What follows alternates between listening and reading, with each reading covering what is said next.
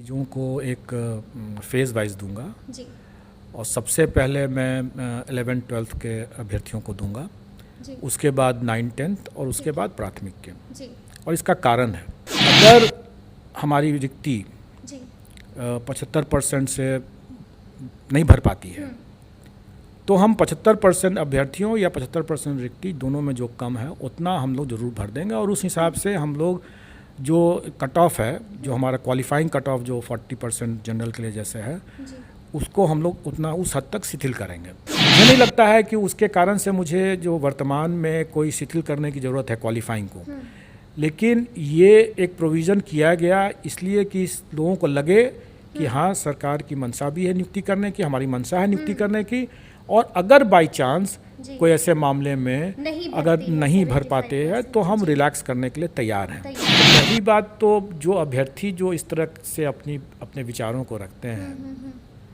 विचारों को रखने में कोई गलती नहीं है, लेकिन उनको ये समझना चाहिए जी कि जो आयोग उनका चयन करने जा रहा है, उस आयोग के जो अपने विशेषज्ञ हैं उनसे ज़्यादा ज्ञानी वो तो नहीं है।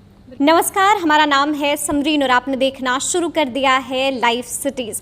देखिए, आपको मालूम है कि बीपीएससी द्वारा शिक्षक भर्ती परीक्षा का आयोजन हुआ था। आपको मालूम है कि इस परीक्षा की शुरुआत 24 तारीख को हुई थी और इस परीक्षा का समापन 26 तारीख को हुआ था। देखिए, आपको ये भी मालूम होगा कि इस परीक्षा में शामिल होने के लिए दूसरे राज्य से भी लोग आए थे और इस परीक्षा में 8 लाख से ज्यादा अभ्यर्थी शामिल हुए थे। देखिए, अब 8 लाख से ज्यादा अभ्यर्थियों की दिल की धड़कनें जो हैं वो बढ़ चुकी हैं। अब उन्हें बेसब्री से अपने रिजल्ट का इंतजार है। तो नतीजे कब आएंगे, क्या कुछ और होगा, देखिए इन तमाम मौजुओं पर आज हम चर्चा करेंगे बीपीएससी चेयरमैन अतुल प्रसाद जी से। सबसे पहले तो बहुत बहुत शुक्रिया सर। धन्यवाद आपका भी। जी सर, सबसे पहले तो लगातार हम स्टोरीज कर रहे हैं, लोग आपको सल्यूट कर रहे हैं, मतलब लगातार कह रहे हैं कि जिस तरह से 8 लाख अभ्यर्थी आए हुए थे, दूसरे राज्य से लोग आए हुए थे, और लगातार ये कहा जा रहा था, क्योंकि अमूमन हम देख रहे थे कि कभी हंगामा हो जाता है एग्ज़ाम सेंटर पर, कभी पेपर लीक की घटना हो जाती है, लेकिन इस बार ऐसा कुछ नहीं हुआ और सब कुछ बड़ी ही आराम से, बड़ी ही स्मूथली हो गया। तो सबसे पहले तो हम आपसे ये जानना चाहेंगे, क्या कुछ नया प्रयोग किया था बीपीएससी ने?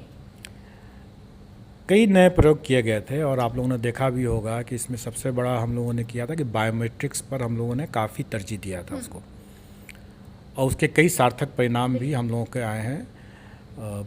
कई मुन्ना भाई जैसे लोग कह रहे हैं कि कई मुन्ना भाई पकड़े गए हैं, और मैंने पहले भी कई अवसरों पर यह बात कहा है कि हमें अगर सिस्टम में सुधार रखना है, कदाचार मुक्त रखना है इसको, तो जो कदाचारी जो क्या सोचते हैं और कैसे करते हैं उनसे हमको 2 कदम आगे रहना है। जी तो आज जो हम लोगों ने जो किया यह परफेक्शन नहीं है, मतलब इसको कभी नहीं कहा जा सकता है कि यह परफेक्ट है, जी क्योंकि आज जो चीज़ हम लोगों ने किया, अगर हम उसमें अगर परिवर्तन या सुधार नहीं करेंगे या नहीं सोचेंगे उस दिशा में, तो आने वाले समय में इस पर भी लोग सेंधमारी करने का प्रयास जरूर करेंगे। हो सकता है कि सेंध भी मार लें। जी जी जी तो इसलिए हम लोग व्यवस्था में हमेशा से सुधार करते रहेंगे और आने वाले समय में आप देखेंगे कि कुछ और भी सुधार होंगे। कुछ और भी सुधार होंगे। अच्छा, हमने देखा कि कंट्रोल रूम भी बनाया गया था, लगातार सर्विलेंस किया जा रहा था, फायदा हुआ उससे? बिल्कुल, कई फ़ायदे हुए उसमें। आपने देखा होगा कि इसमें यहाँ से ही हम लोगों ने कई सेंटर्स पर जो भी थोड़ी बहुत कोई बातचीत कर रहा है एक दूसरे से, या कहीं पर कोई खड़ा को इधर उधर करने की कोशिश कर रहा है, तो यहीं से हम लोग इसको चिन्हित करके बता रहे थे और सेंटर्स के लोग एक्शन ले रहे थे। उसके साथ साथ हम लोगों ने ये भी था, सभी लोग कैमरे की नज़र में है, ये अपने आप में बहुत बड़ी बात थी, और सब लोग अपने सही तरीके से सब लोगों ने काम किया। और मैं इसमें एक मीडिया को भी और इसमें अभ्यर्थियों को भी, क्योंकि सबको जब ये पता चल गया कि इतनी मतलब कैमरा के दायरे में सब कोई सब हैं, तो किसी ने भी ज़्यादा प्रयास नहीं किया। कुछ ऐसे लोग थे जो इसके बावजूद दुस्साहस किए तो पकड़े भी गए। जी, हमने देखा। मतलब अब आप लोग मुन्ना भाई जो लोग हैं, जो वो सोचते हैं, उनसे एक कदम आगे ही सोच रहे हैं। हमें सोचना पड़ता है और ये हमारा काम भी है। अगर नहीं सोचेंगे तो हम भी बेवकूफ़ बन जाएंगे। बिल्कुल बिल्कुल बिल्कुल। अच्छा सर, अब सवाल उठ रहा है क्योंकि लगातार 8 लाख अभ्यर्थियों ने एग्ज़ाम दिया है, तो सबकी जो दिल की धड़कनें हैं वो बढ़ गई हैं और उनके बीच अब घमासान भी चल रहा है रिजल्ट को लेकर। तो हम ये आपसे जानना चाहेंगे कि नतीजे कब तक आ सकते हैं? देखिए, मैंने पहले भी बताया है कि मैं नतीजों को एक फेज़ वाइज दूंगा जी और सबसे पहले मैं 11th-12th के अभ्यर्थियों को दूंगा, जी उसके बाद 9th-10th और उसके बाद प्राथमिक के। जी और इसका कारण है, इस सीक्वेंसिंग का कारण ये है कि आपने देखा होगा कि हम लोगों ने जो आवेदन आमंत्रित किया था उसमें हम लोगों ने स्पष्ट किया हुआ था कि जिसको भी एक नौकरी मिल जाएगी उसका वही नौकरी हम उसको देंगे, दूसरी नौकरी नहीं देंगे। ठीक है। क्योंकि हो सकता है कि किसी ने तीनों के लिए अप्लाई किया हो, तीनों के लिए योग्य हो और तीनों उसमें उसके मेरिट लिस्ट में आ रहा हो, जी तो स्वाभाविक है कि वो एक ही नौकरी कर पाएगा। और ये आवेदन में हम लोगों ने स्पष्ट कर दिया था कि हम एक ही नौकरी देंगे और जो मिल जाएगा उसी को देंगे। और इसका क्रम जो हमारा है वो सबसे पहले हम उसको 11th-12th के लिए देखेंगे ठीक है। और इसीलिए सबसे पहले हम उसी का रिजल्ट निकालेंगे। तो जो इसमें जिसका चयन हो जाएगा उनको फिर हम 9th-10th में कंसिडर नहीं करेंगे। अच्छा, और इसी कारण से हम इस तरह से फेजिंग कर रहे हैं कि पहले हम 11th-12th का तो निकालेंगे। 11th-12th के नतीजे कब तक? एक टेंटेटिव अगर तारीख आप बता सकें। देखिए, मुझे जहाँ तक लगता है कि 11th-12th एंड 9th-10th जी दोनों ही लगभग आगे पीछे 15 के आसपास, 15 के आसपास सितंबर के आसपास पूरी हम लोग- उम्मीद है कि हाँ, उम्मीद है। जी आ सकते हैं। अच्छा सर, लगातार जैसा कि मैंने शुरू में ही कहा कि हम लगातार एग्ज़ाम सेंटर्स पर थे। देखिए, बहुत सारे अभ्यर्थियों से हमने बात की, काफ़ी अभ्यर्थी थे जो बड़े गुस्से से एग्ज़ाम सेंटर के बाहर निकल रहे थे।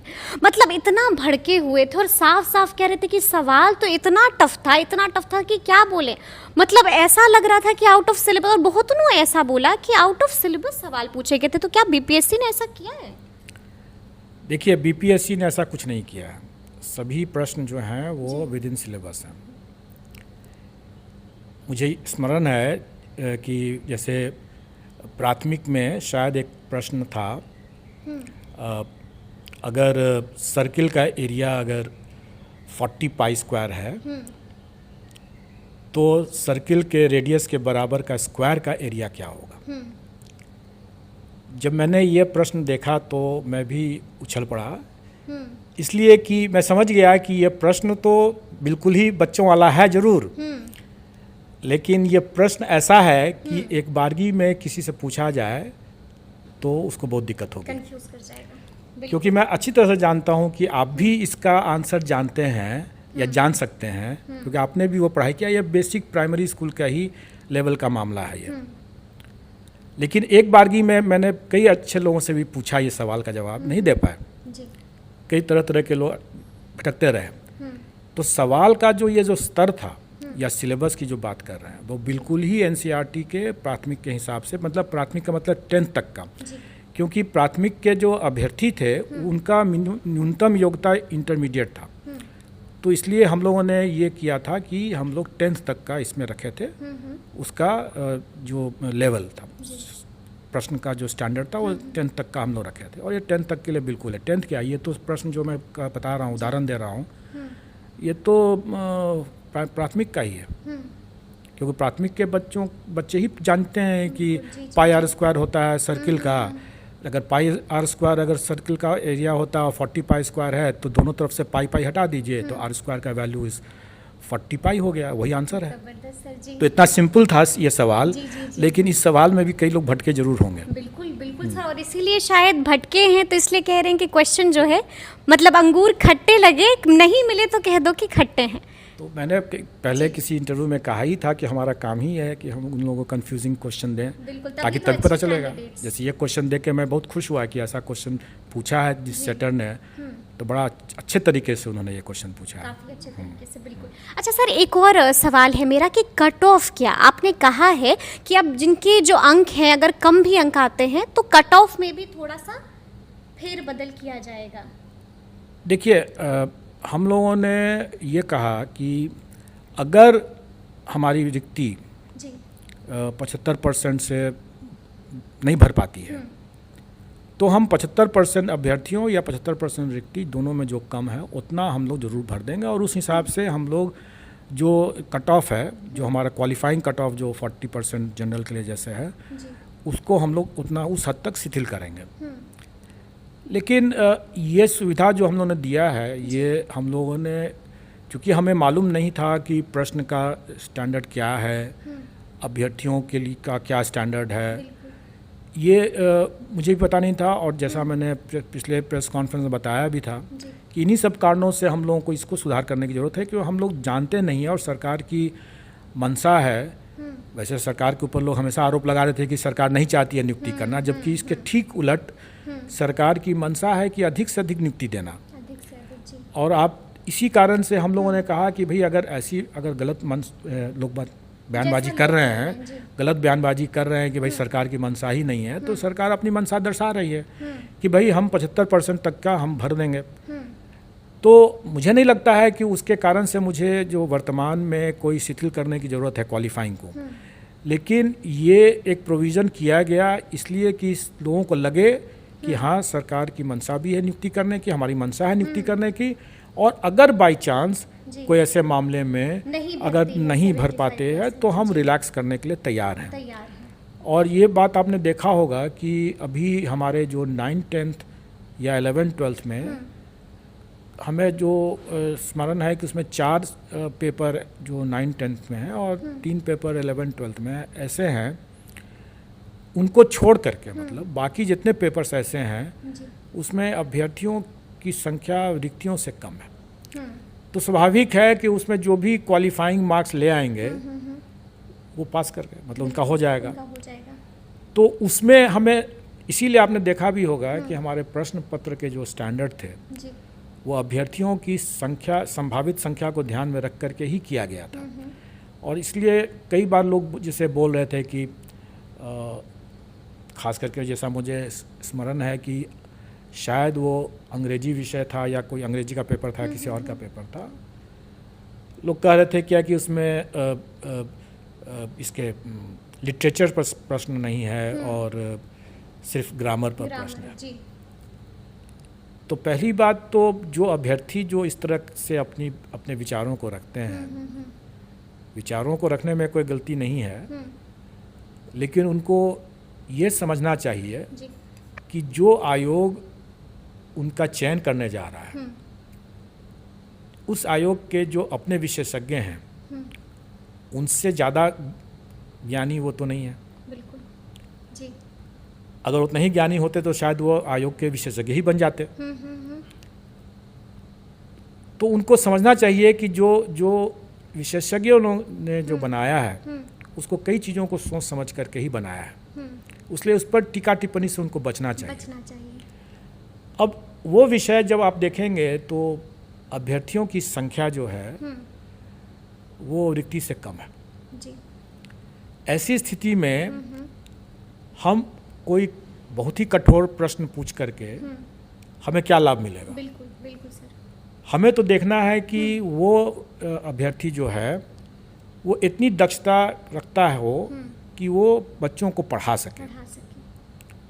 बाकी अगर उसका ज्ञान अगर थोड़ा कम भी है तो उनमें अगर ये टैलेंट है और करके आए हैं तो वो पढ़ा सकते हैं। तो हमको उनका मिनिमम क्वालिफिकेशन, हमको योग्यता को, दक्षता को देखना परखना है। अब अगर कोई ये बात कहता है कि भाई हमने तो बहुत पढ़ लिया, मैंने जो पढ़ा बेकार चला गया जी। तो कोई भी पढ़ाई जो है बेकार कैसे जाएगा? बिल्कुल जी।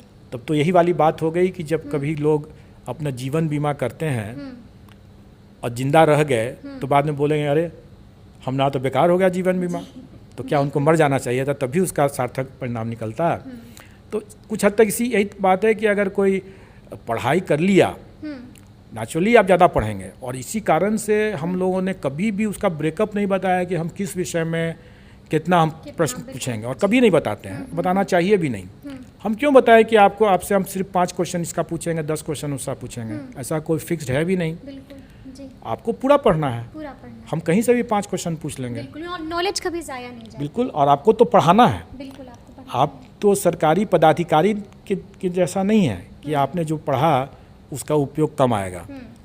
आपने तो जो पढ़ा उसको डेली आपका उपयोग है। अब तो दूसरे ही दिन आप जब पढ़ाने जब जाएंगे तो अपने बच्चों को कैसे पढ़ाएंगे? सही बात। इसलिए ज्ञान कभी बेकार नहीं जाएगा, मेहनत कभी बेकार नहीं जाता है, और इसलिए कोई इस तरह के गलत टिप्पणी करने से उनको बचना चाहिए। सर अब तो डॉक्यूमेंट वेरिफिकेशन भी स्टार्ट होने वाली है सितंबर में।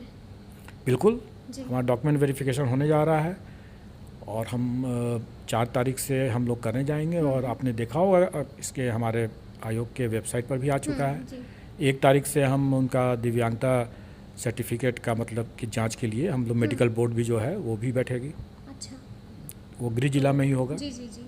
अच्छा सर, एक दो और डाउट्स हैं जो झटपट आपसे क्लियर करना चाहते हैं कि बहुत सारे बायोमेट्रिक में इश्यूज थे, जिसकी वजह से हमने देखा कि कई बार वहाँ पर लोग बोल भी रहे थे, ये बार बार कह रहे थे कि हम बायोमेट्रिक में जो है दिक्कत था, अब हम क्या कर सकते हैं। तो वैसे लोगों को देखिए, बायोमेट्रिक एक बोलचाल की भाषा बन गई है, लेकिन एक्चुअली वो बायोमेट्रिक में प्रॉब्लम नहीं था।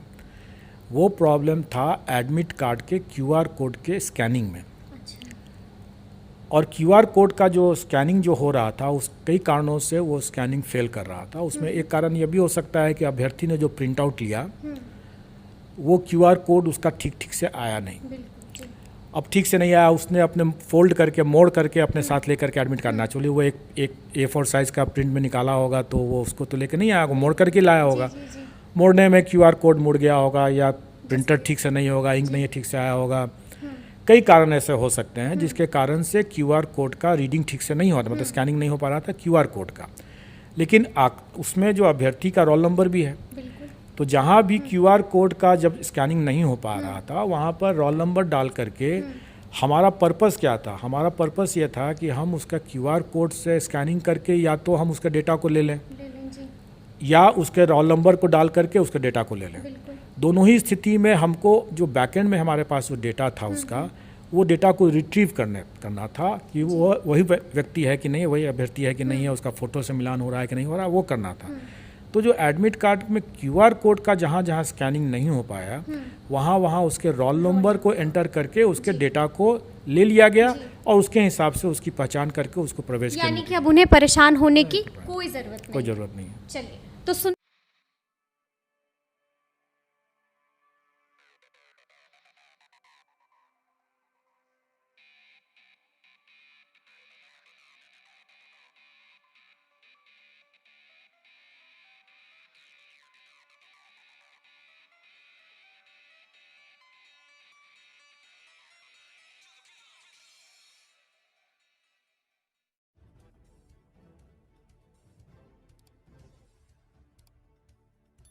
सब्सक्राइब कीजिए हिंदी क्लब को, दबाइए इस बेल आइकॉन को ताकि हमारा वीडियो आपको मिले सबसे पहले। शेयर करें अपने दोस्तों के साथ ताकि वो भी इसका लाभ उठा सके। ये सब बिल्कुल फ्री है।